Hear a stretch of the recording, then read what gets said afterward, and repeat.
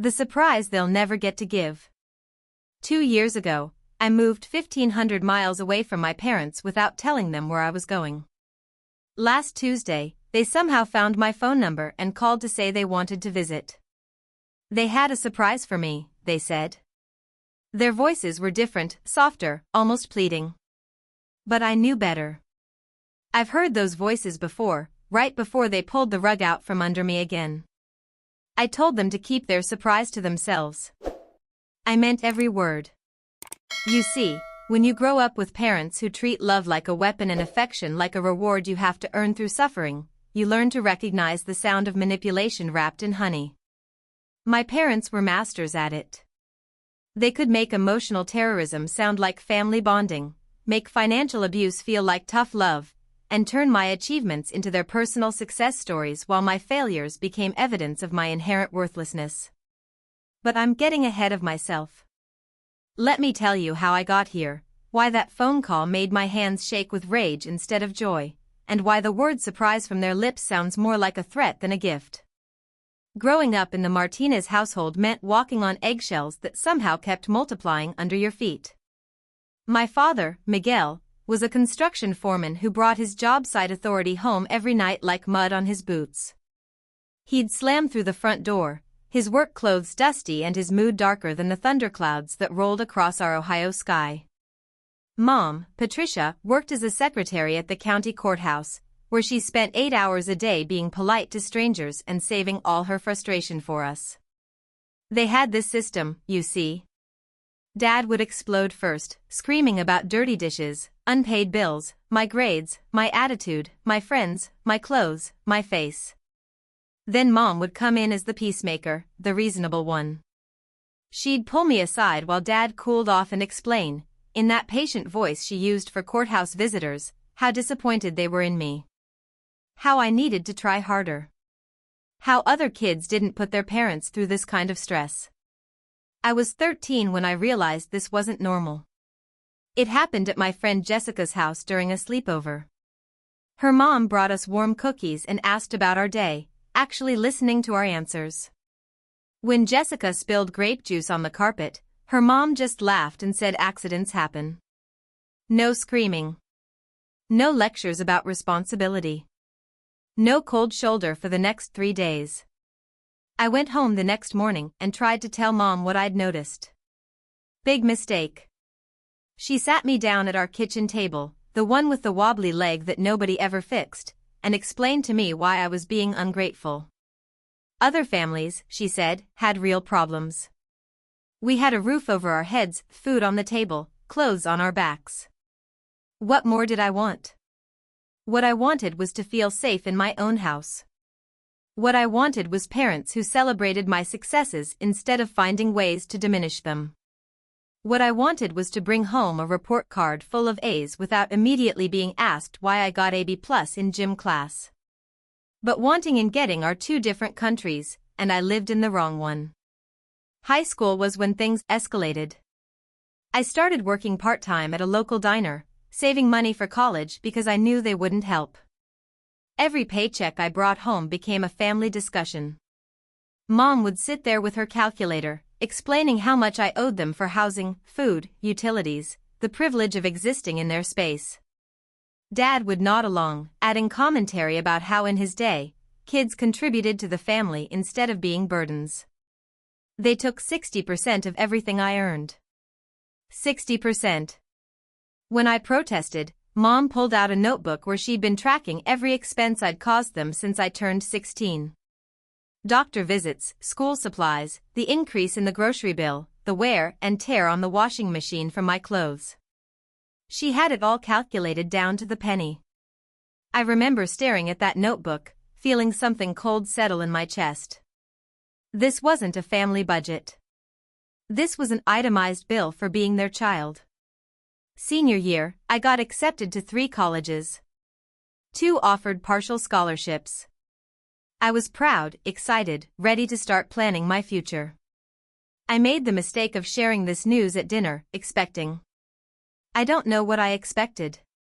Maybe a congratulations. Maybe a smile.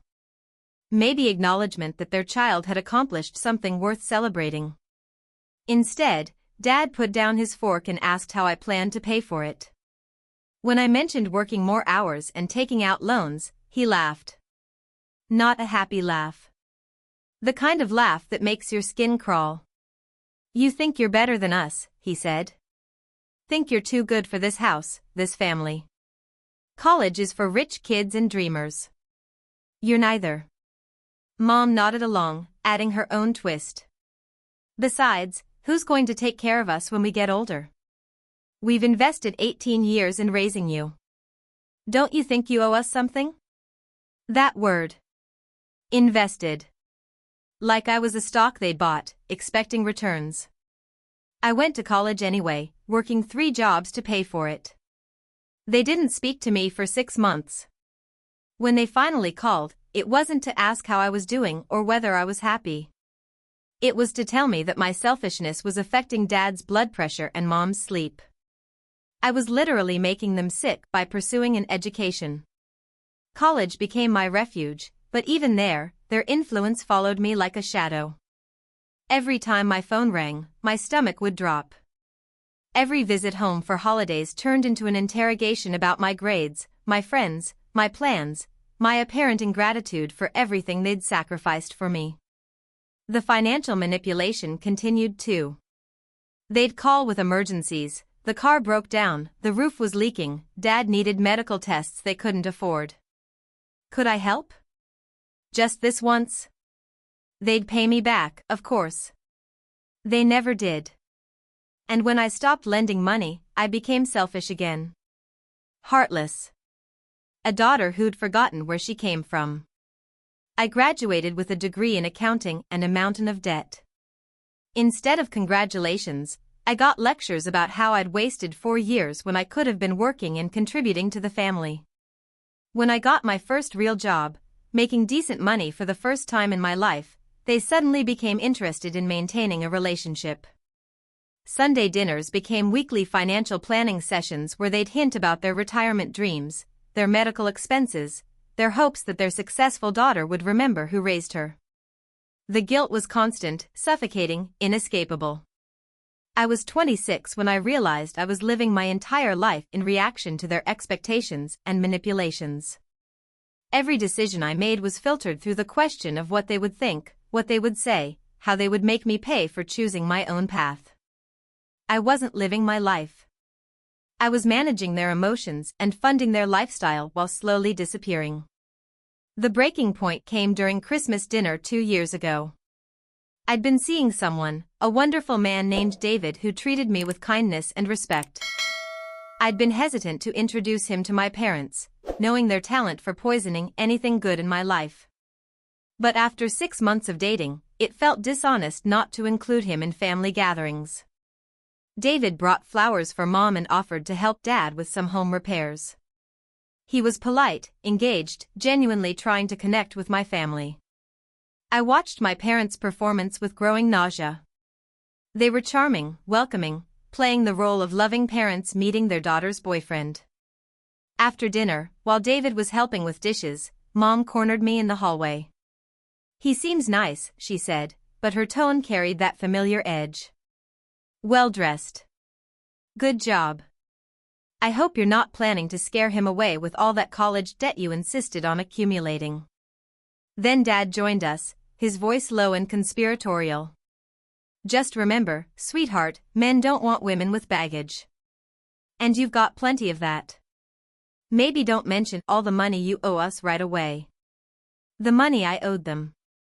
For being born. For existing. For daring to become an independent adult. Something snapped inside me that night.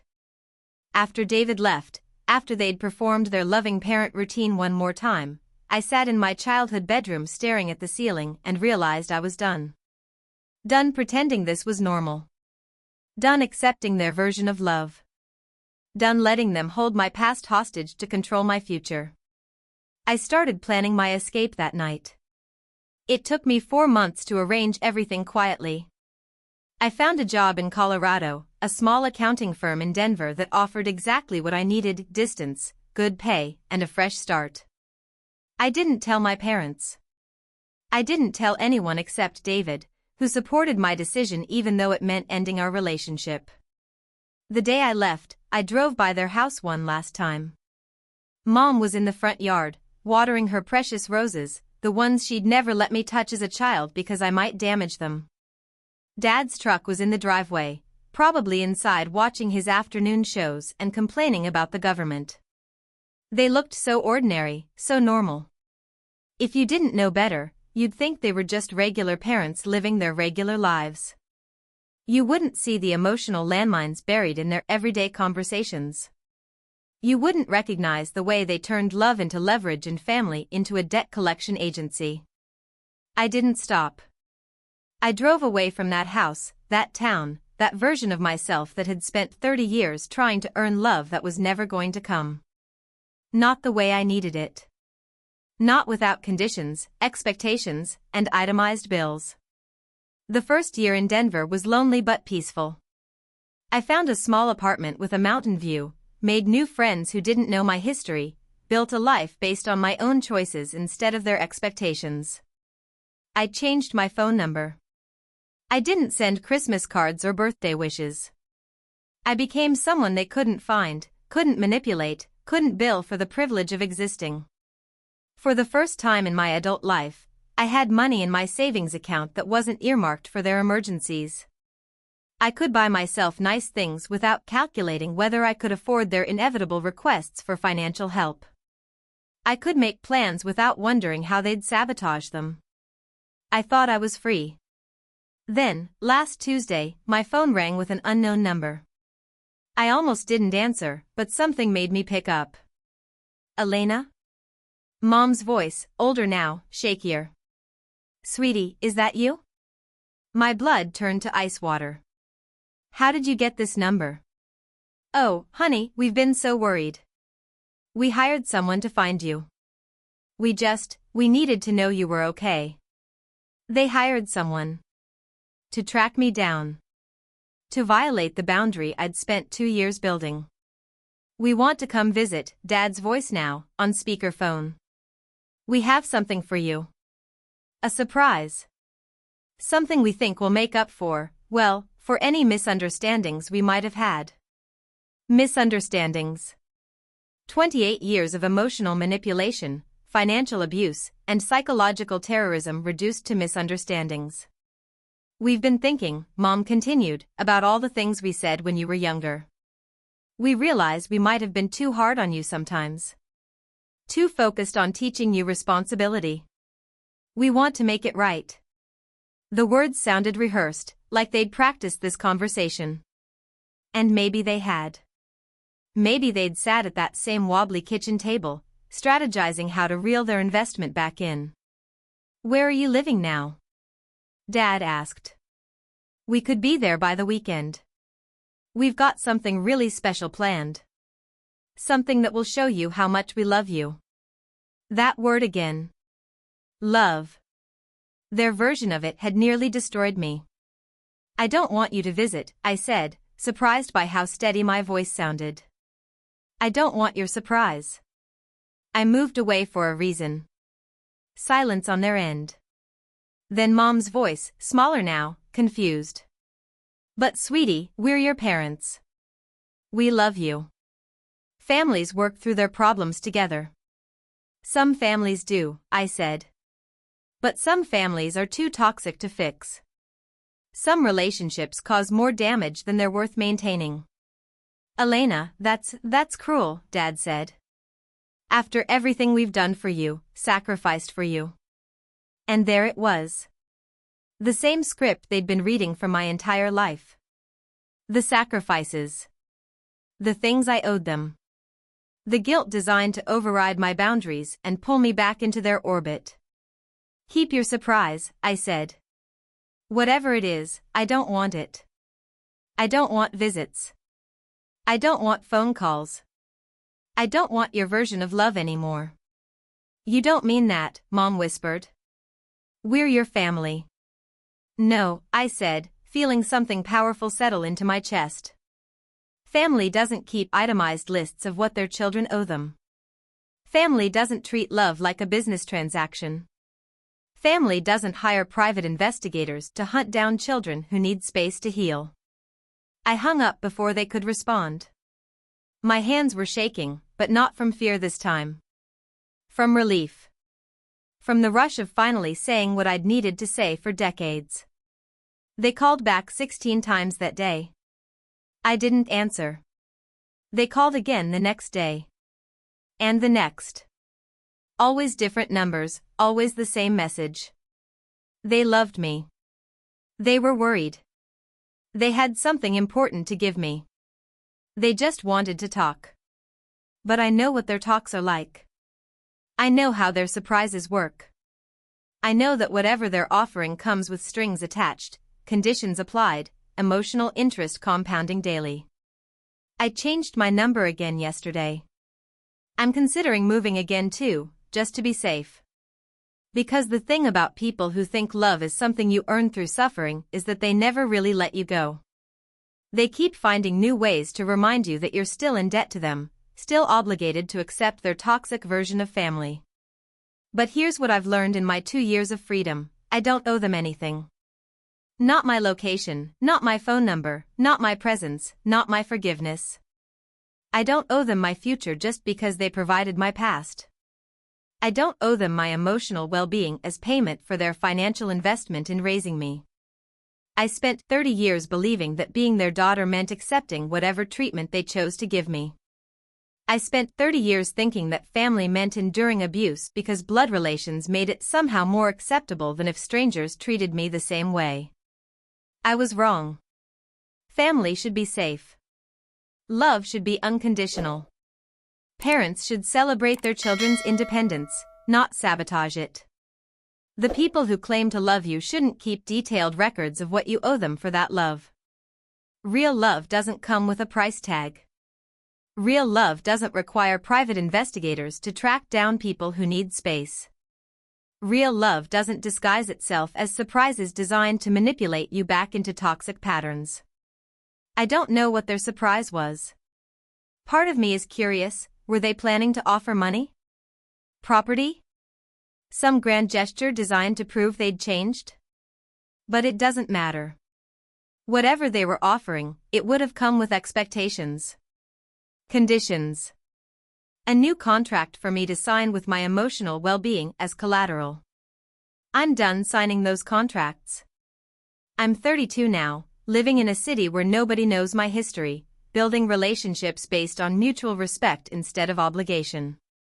I have friends who celebrate my successes without immediately asking what I'm going to do for them in return. I'm dating someone who understands that love is something you give freely, not something you use to control people. My apartment doesn't have family photos on the walls. I don't send Mother's Day cards or Father's Day gifts. I don't lie awake at night wondering if I'm being ungrateful or selfish. I sleep peacefully in a bed I bought with money I earned, in a home I chose, in a life I built without their approval or their input. And you know what? I'm happy. Genuinely, authentically happy for the first time in my adult life. Sometimes people ask me if I miss my family. The question always surprises me because it assumes I had a family to miss. What I had were two people who used the words mother and father to justify behavior that would be unacceptable from strangers. What I had were landlords who disguised themselves as parents and presented bills as expressions of love. I don't miss walking on eggshells. I don't miss itemized guilt trips. I don't miss having my achievements diminished and my failures magnified. I don't miss feeling like a burden who should be grateful for basic human treatment. What I miss is the family I never had. The parents who might have celebrated my college acceptance instead of questioning my worthiness. The family dinners that could have been about connection instead of financial obligation. The childhood that could have been about feeling safe and loved instead of constantly proving I deserved those things. But you can't miss what never existed. And you can't fix people who don't believe they're broken. My parents will probably keep trying to contact me. They'll use different numbers, different approaches, different people to deliver their messages. They might show up at my workplace or hire more investigators. They might try to convince other relatives to intervene, painting me as the ungrateful daughter who abandoned her loving parents for no reason. Let them. I know the truth about who I am and what I deserve. I know the difference between love and manipulation, between family and hostage situation, between sacrifice and investment expecting returns. I am not responsible for managing their emotions or funding their retirement or providing them with the daughter-shaped trophy they can display to prove they were good parents. I am not required to accept their version of love just because they're biologically related to me. I am free to choose who gets access to my life, my time, my energy, my love. And I choose people who understand that those things are gifts, not payments on a debt I never agreed to incur. So no, Mom and Dad, I don't want your surprise. I don't want your visits or your calls or your investigation services tracking me down. I don't want your version of love that comes with conditions and interest rates and emotional collection agencies. What I want is the peace I've found in building a life without you. What I want is the family I'm creating with people who understand that love multiplies when you give it freely instead of diminishing when you use it as currency. Keep your surprise. I've already given myself the greatest gift of all, freedom from people who taught me that I had to earn the love I deserved simply by existing. And that's a surprise worth more than anything they could ever offer. If you've got family situations that make you question your own worth, remember this: you don't owe anyone access to your life just because they share your DNA. Sometimes the most loving thing you can do is protect yourself from people who use love as a weapon. Share your story in the comments if you've been there too, and don't forget to subscribe for more real stories about finding your strength.